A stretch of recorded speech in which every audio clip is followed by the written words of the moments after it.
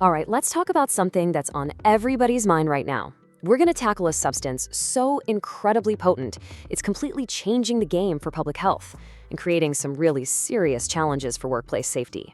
Of course, I'm talking about fentanyl. Together, we're going to break down exactly what it is, the impact it's having, and most importantly, why every single employer out there really needs to understand the risks. So we're going to start with a question that seems pretty simple on the surface, but the answer, well, it's surprisingly complex. How long does fentanyl stay in your system? By digging into this one question, we're going to uncover the much bigger picture of this crisis and see how it directly impacts safety on the job, especially in those high-stakes industries where there's zero room for error. Okay, here's our game plan for today. First, we'll cover the absolute basics of the drug. Then, we'll get into detection. After that, we'll zoom out to look at the wider crisis. And finally, we'll tie it all together and look at the huge issue of workplace impairment and what we're calling the post-accident challenge. All right, first things first. Before we can even begin to talk about testing or safety policies, we have to be absolutely crystal clear on what we're dealing with when we say the word fentanyl. So get this, the single most important thing to understand is its mind-boggling strength. We're talking 50 to 100 times more potent than morphine. That is not a typo. This isn't your average painkiller. As a Schedule II drug, it's in the same category as substances like cocaine and meth because of its high potential for abuse. It's meant only for the most severe pain, think post-surgery or end-of-life care, and always under strict medical supervision. That incredible strength is what makes it a powerful medicine, but it's also what makes it so unbelievably deadly on the street. And this right here really shows you the two different worlds fentanyl lives in. It's like two sides of a very dangerous coin. On the one hand, you've got the legal pharmaceutical stuff, patches, sprays, lozenges, all made with precise, controlled doses.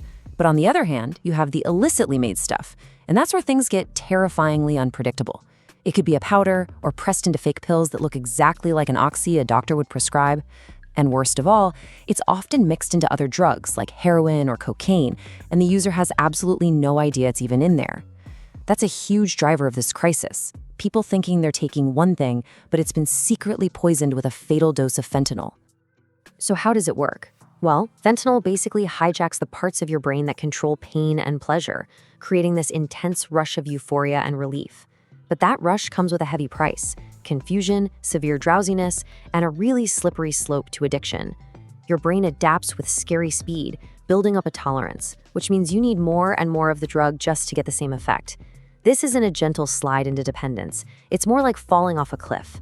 The body starts to physically need the drug to function, trapping people in a cycle that is just incredibly hard to escape. Okay, so let's circle back to that big question we started with. Now we're going to get into the science of detection. And as you're about to see, answering how long is, well, it's complicated. There's no simple single answer. Whoa, okay, just look at the massive difference here. A standard urine test, which is super common for workplace screenings, can typically detect fentanyl for about 1 to 3 days. But a hair follicle test? That can go back as far as 3 months. This is a hugely important detail for any employer.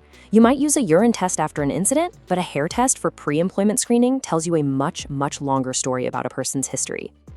And it gets even more complicated. How the drug is taken makes a huge difference too.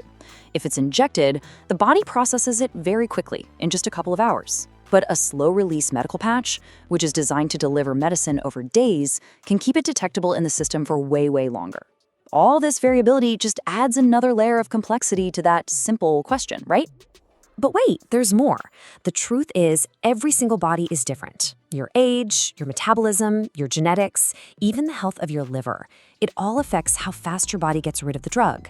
Not to mention the dose, how long someone has been using, or what other substances they might be taking. All these things create a unique, call it a chemical footprint for each person, making a one-size-fits-all answer totally impossible. And for employers, this is the key takeaway. You can't guess. You can't assume. You can only rely on accurate and timely testing. So we've been looking at the science, right? Now we need to zoom way, way out. Because fentanyl isn't just a substance. It is the absolute epicenter of the deadliest public health crisis of our generation. This didn't just happen overnight. This crisis has really been a slow-motion tragedy in 3 acts. It started back in the 90s with the overprescription of legal painkillers.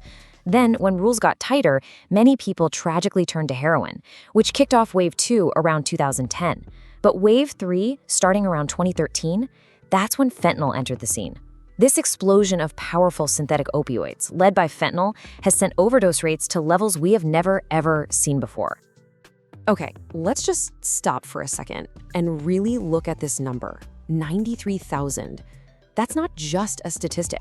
That's 93,000 empty chairs at dinner tables, 93,000 families and communities completely shattered in just 1 year. This was the highest number ever recorded in a 12-month period in the US, and it was made even worse by all the stress and isolation of the pandemic.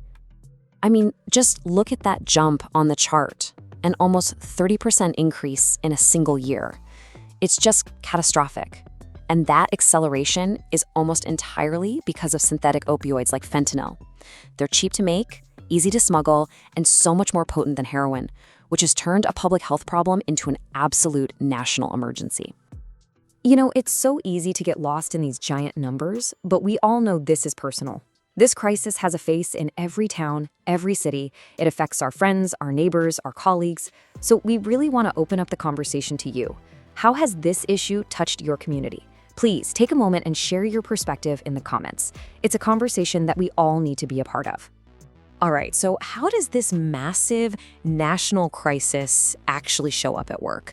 Because this isn't something that just stays on the evening news. It walks right through the front door of businesses every single day, and it poses a very real, very immediate threat to safety. This quote right here really nails the problem in the workplace. As that tolerance builds, a person needs to take more and more of the drug, and that dramatically increases the odds that they'll be impaired on the job. The scariest part is, an employee might genuinely believe they're okay to work, but that line between feeling fine and being dangerously impaired is razor thin and totally unpredictable. Let's be blunt. Confusion, drowsiness, slowed reaction times, these are a recipe for disaster on any job site. But in a safety-sensitive role, think about a truck driver, a pilot, a heavy machine operator. A single moment of poor judgment can be catastrophic. We're not just talking about breaking company policy here, we are talking about a life or death situation that endangers the user, their coworkers, and potentially the public. And this brings us to where the rubber really meets the road. We're talking about those chaotic, high-pressure moments right after an accident happens. This is where compliance, safety, and the human element all collide. Now, if you're in an industry regulated by the Department of Transportation, think trucking, aviation, transit, you know this feeling. The second an accident occurs, a timer starts. Federal law mandates that drug and alcohol testing must be done within a very strict window. The pressure's on, and the stakes couldn't be higher. Mess it up, and you're looking at huge fines, losing your authority to operate, and a world of legal trouble. And this is the old way of doing things. For any safety manager out there, does this sound familiar? It's 2 a.m., you get the call about an accident. First, you're scrambling, trying to figure out if it even meets the DOT criteria for a mandatory test. Then you're making frantic phone calls trying to find a 24/7 mobile collector who will actually pick up the phone. If you get lucky and find someone, you then have to arrange a ride for your employee, who's probably shaken up, to some clinic across town, and then you just wait. You're completely in the dark, hoping you did everything by the book, with no updates, no idea what's going on. What a nightmare, right? It's stressful, it's inefficient, and it's full of potential for things to go wrong. So that's the million-dollar question, isn't it? Is that chaotic late-night scramble really the best we can do? In a world where you can track a pizza to your front door, there has to be a better way to handle something this critical. A way to guarantee you're fast, compliant, and accurate when every single second counts. Well, the solution is to move from that chaos to control. And this is where modern on-site solutions like the Ready Collect app are an absolute game changer. Imagine, instead of scrambling, you just open an app. You get immediate access to a network of collectors. You get real-time geofence tracking so you can see exactly where they are. You get status updates from the collection site. All the documentation is handled seamlessly. This isn't just about ticking a compliance box. This is about taking control of your post-accident response, making it faster, more reliable, and creating a true culture of safety that's powered by technology. It gives you the peace of mind to know you can act decisively and correctly in those critical moments. So, from the hard science of fentanyl all the way to the real-world challenge of post-accident testing, we've covered a lot of ground. It's clear this crisis demands both our attention and our preparation. If you were inspired with this video, please like and subscribe to our YouTube channel, Ready Collect. Feel free to share this video as well. Thank you.